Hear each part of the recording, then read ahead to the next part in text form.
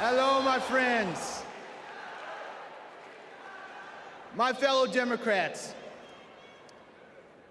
I started my journey to this stage in 1988. I was 12 years old, and my family was watching the Democratic National Convention. Now, to be honest, I wanted to watch something else. But we all knew when my grandfather sat in his chair, the TV was his. But folks, when Reverend Jackson came on, I paid attention. A black man from South Carolina, raised by a single mother. That was me.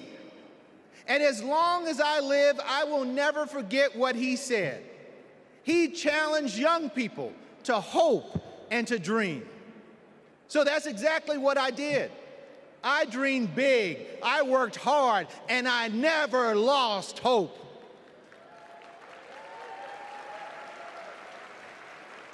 When our power was cut off, when there was nothing in the fridge, when we lost our home to a con man, I never lost hope. And now, my friends, I'm standing on the same convention stage that inspired me, and I'm the chair of the Democratic Party, the world's oldest political party. Folks, only in America. And that's the beautiful thing about this country that I love so much. Hope and hard work can take you anywhere. You can go to college, you can start your own business, you can even win the Olympics. That's the America Democrats believe in, and that's the America Democrats are fighting for.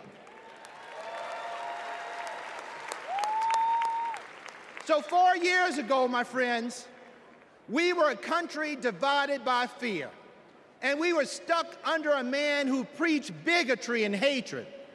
Hope was lost. But my friends, we found hope in President Biden and Vice President Harris, and the 80 million Americans who stood by their side. And now we are united. We're united in our pursuit of progress.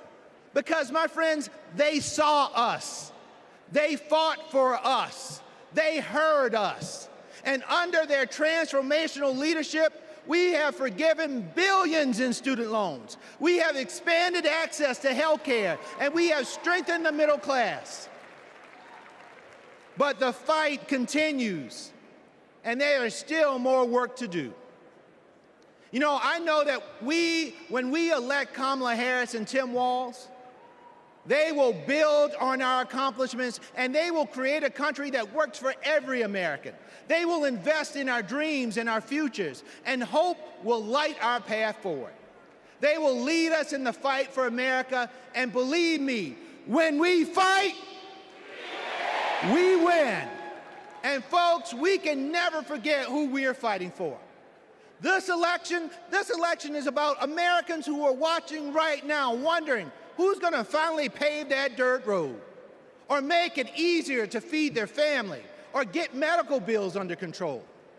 This election is about those who believe anybody can achieve their dreams if they work hard and trust in the endless possibilities of America. This election is about communities who need to see that hope and joy will always overcome fear and chaos. This election is about every little boy inspired by a party chair who looks like him, and every little girl who will finally see a president who looks like her.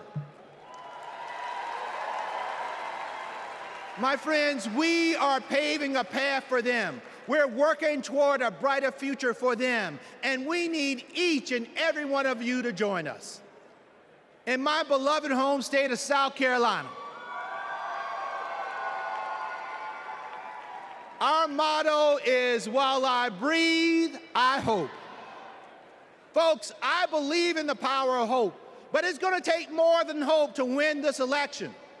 So in the next 78 days, our motto can't be just, while I breathe, I hope. It must be, while I breathe, I vote. Because that is how we make hope real for all of America. America, let's vote for Democrats up and down the ticket. Let's save our democracy, and let's vote for our MVP, Kamala Harris, and our coach, Tim Walz. Thank you all so much for being here. And now, it is indeed my pleasure to introduce our next speaker, who will be co-chair for tonight. This is a young woman who is the current lieutenant governor of the great state of Minnesota. And when Tim Walz becomes vice president, she will become the first Native American governor in this great country. Folks, let's welcome Peggy Flanagan.